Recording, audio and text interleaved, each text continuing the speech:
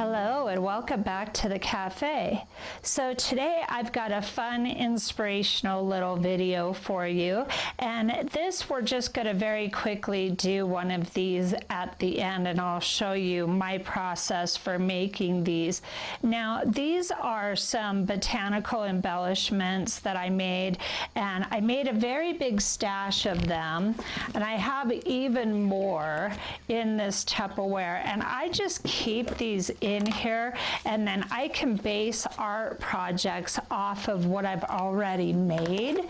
So I wanted to show you, I want to do a quick little show and tell here with these, because I want to show you all the different looks that you can get with this one art form. It's truly amazing, all the different directions that you can take this in. Here's just a basic sweet little Cosmo flower with a couple of petals on a piece of watercolor paper that I just went ahead and inked the edges on.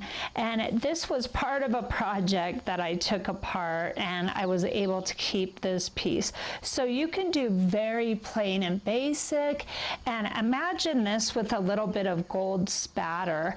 You can really go a lot of directions, as you're gonna see. Now I've got a couple of these, they got a little bit mixed up here. Let me find it real quick. Oh, it's in here somewhere. We'll come across it shortly. But these are plants, and I love this little example here because you can do jelly plate paper, watercolor paper, scrapbook paper, any kind of decorative paper you can imagine this works on. And I have a very specific process that I'm going to run you through at the end of the video, so be sure and stick around for that.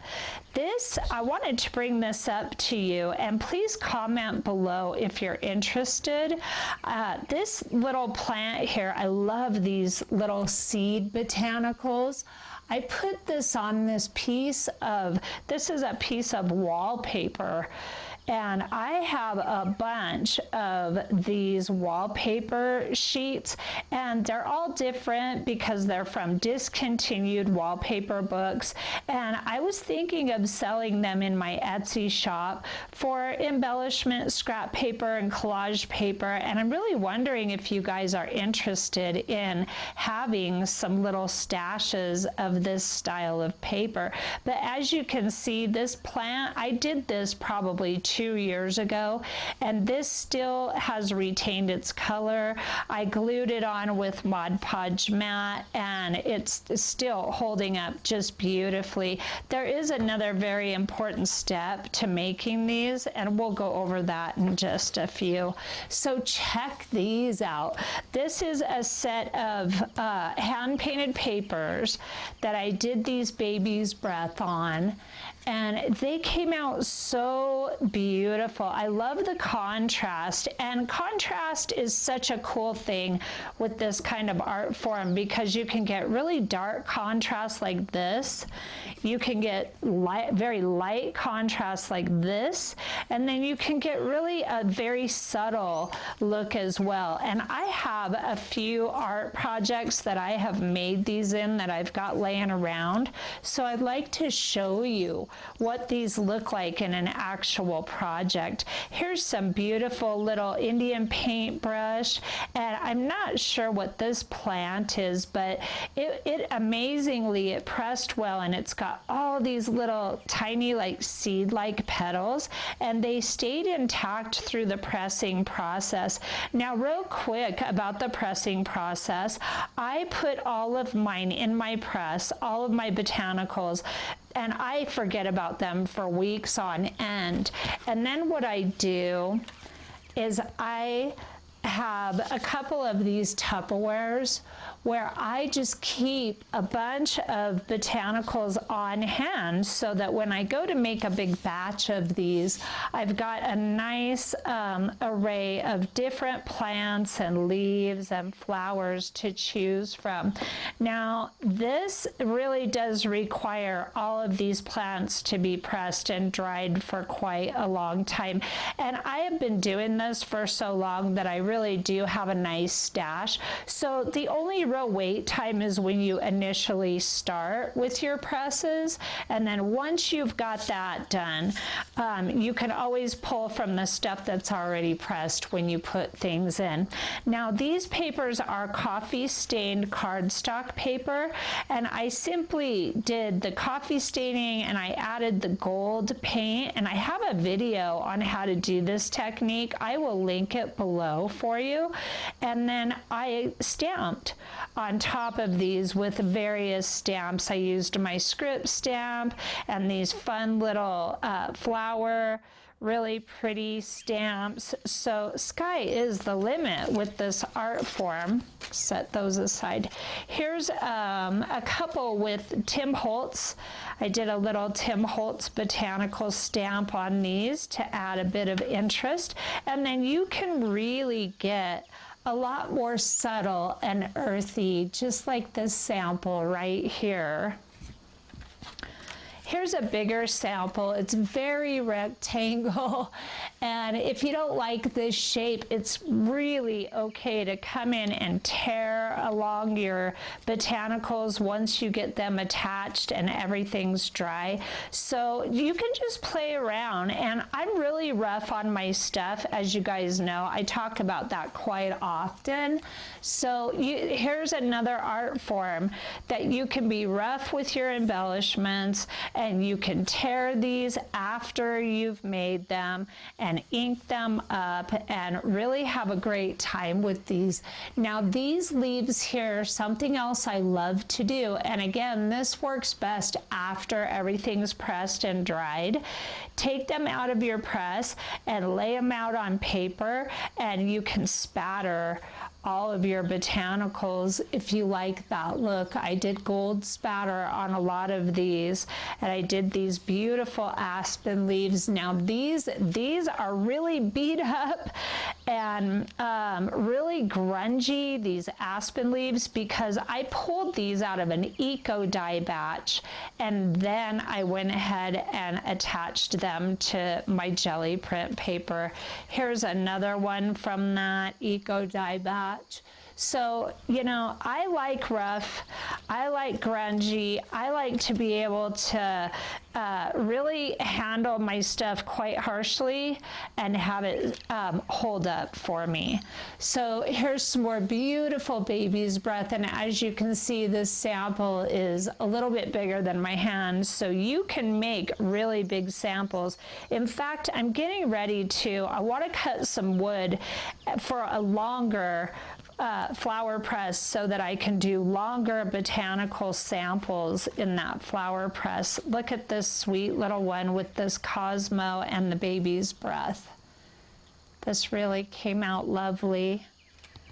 Here's a couple of these. These are really fun. These were spattered with gold paint after I pressed and dried them, and then this is jelly plate print paper.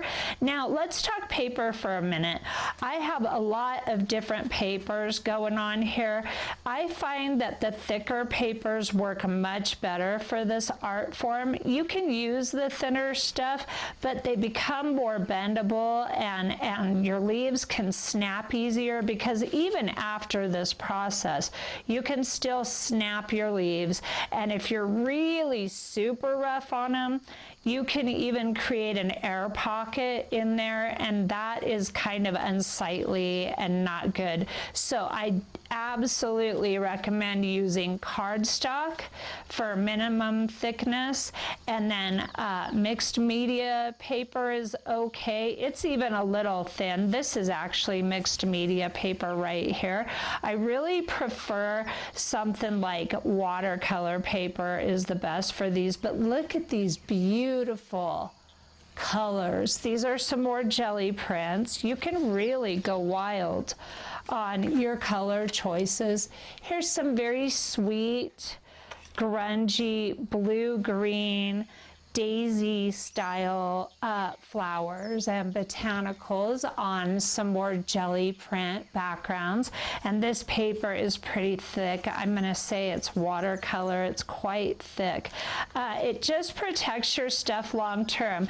Now, you really, before you store these in a Tupperware like this, they can stick together a little bit. Oh, look, here's the other ones from earlier, what I was talking about. I just didn't pull them out. These will stick together, but if you're really gentle and you pull them, they come apart just fine. They don't damage them, but you really need to let these lay out after you do a batch of them. I would say for a minimum of 72 hours to let everything dry and cure up really nice, because there's nothing worse than working this hard on something and then having it ruined by being hasty, which I have done many times. So it does happen. These baby's breath were part of an eco dye as well, so that's why they're really grunged up. So you really can get very adventurous with this art form. And again, these are some beautiful jelly prints. So I'm showing you these differences because I really want you to see just the difference in color and all the beautiful stuff that you can get with these different colors. These are some hand-painted papers I made with jelly printing and stenciling and stamping. And when you have a nice stash of papers, there are some really amazing things you can do with those papers, like this right here. This is Indian paintbrush. Here's some beautiful leaves that I pulled from a bush. And then here's this beautiful little seed pod.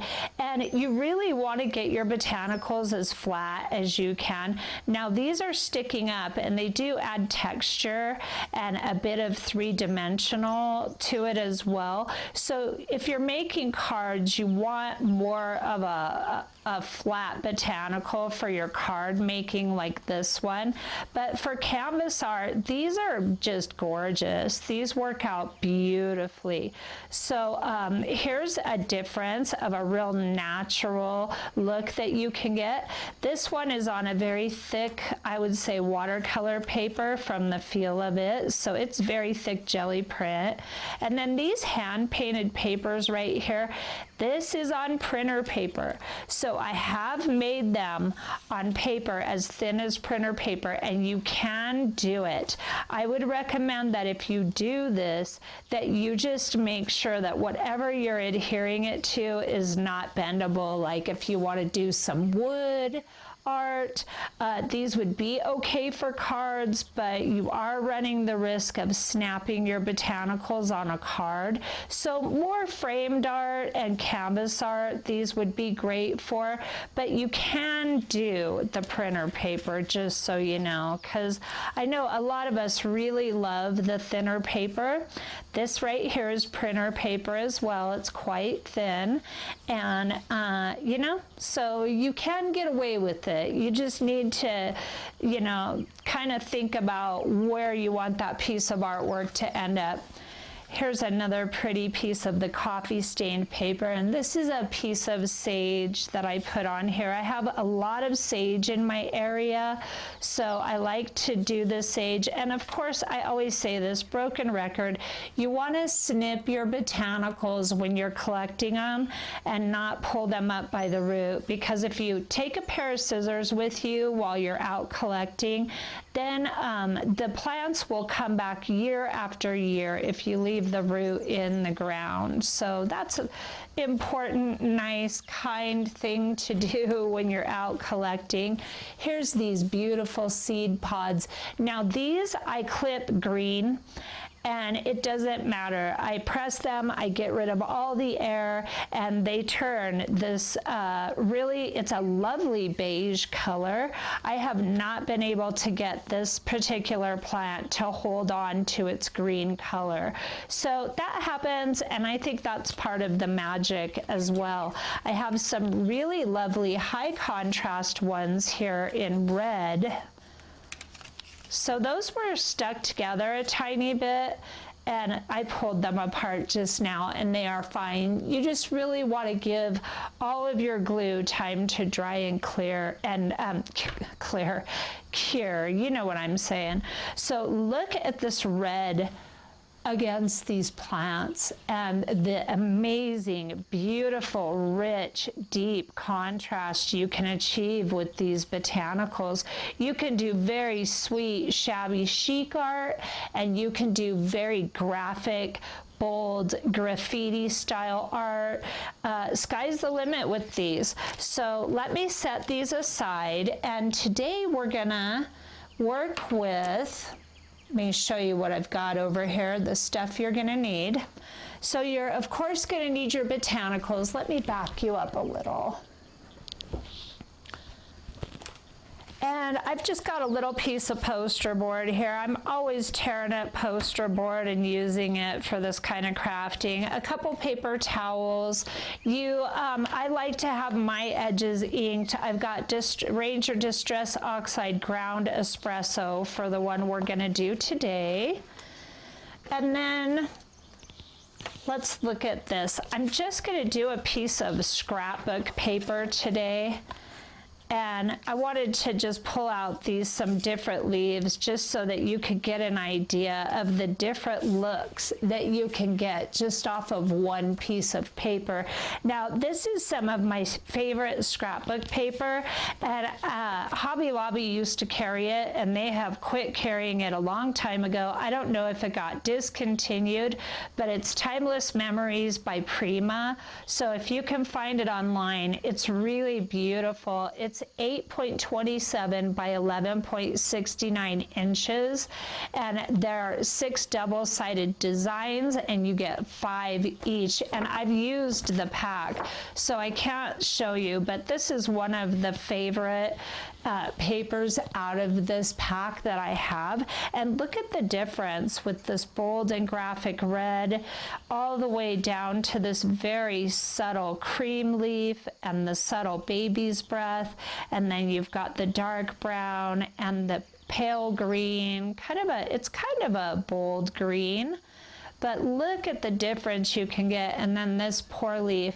You don't want to pack these too tight because this is what happens.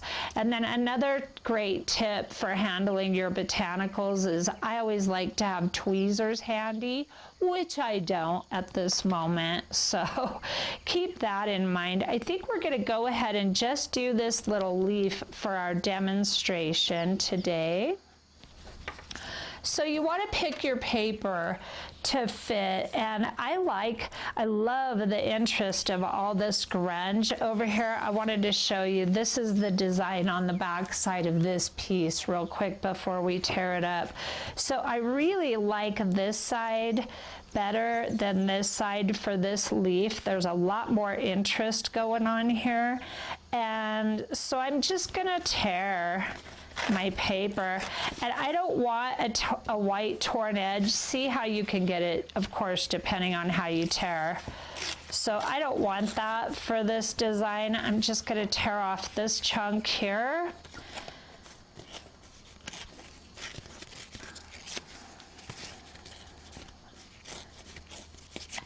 Some of these I will leave with a straight edge, and I will ground them at the bottom of my artwork. You can really do a lot of different things. So we're just going to keep it very simple today and do it this way.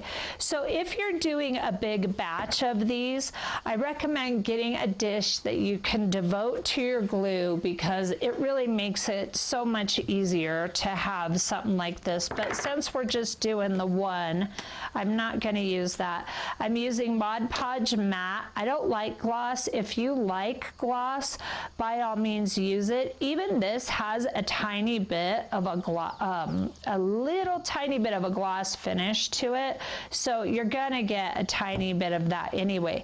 Now the leaves, a lot of your botanicals have this fat end of the stems to it. I like to tear that off, because it will tend to stick up on your artwork. Now, what I like to do is just make sure I get a generous amount of glue on the bottom. And I'm going to spread this out. That was a little too generous. Got a little overzealous there, but you really do want a nice thick coat of glue underneath. It's not necessary. It is necessary to have your poster board for one thing. Let's get this under here. Here, we'll do this side so you can see better. It's not necessary to do your edges at this point. It's just really necessary to have that thick coat. And then you want to go ahead and put your botanical on there. I'm going to let that be a little curved like that. I like that look. You want to be mindful of that before you start this segment. And then it's really good to push your botanical and get great adherence to this paper.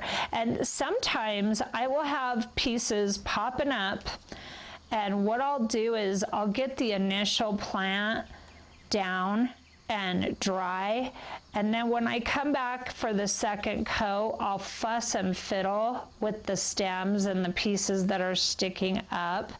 So you can't even use a clothespin. I try not to use three-dimensional stuff to the point where they're so thick that I'm having to do that. So now that I've got that down really secure on my paper, I want to go over the top. Wow, Kory, getting really wild with the glue today here. Sometimes it's good to see how not to do it. This is turning into one of those times. Okay, so now another good reason to have your tweezers handy is you can pin this down while you're gluing. It's fine that it's all milky. It will dry clear. And that is key to this little art form. You want to set these aside. I like to use cookie trays with wax paper on them, and I will bust out a bunch of these at once.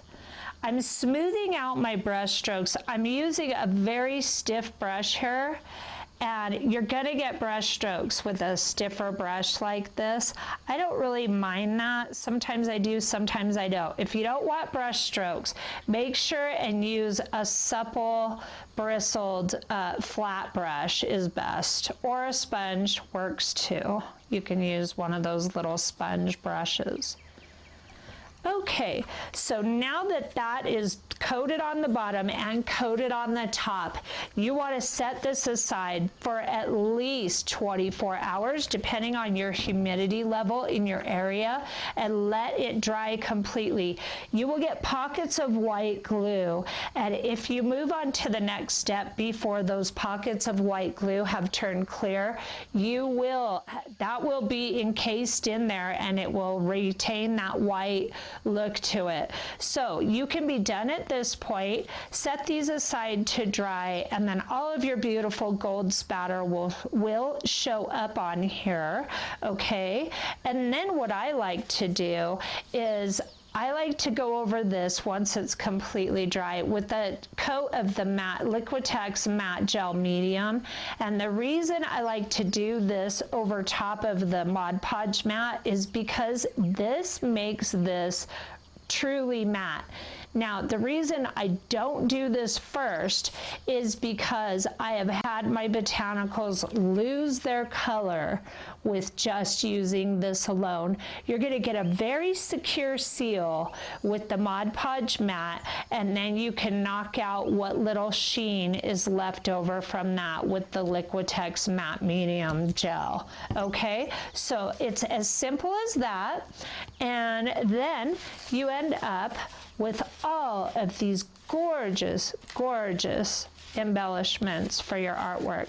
I hope you give this a try, and I hope you liked this. This is such a great, fun thing to do here, and I will see you very soon. Have a great day.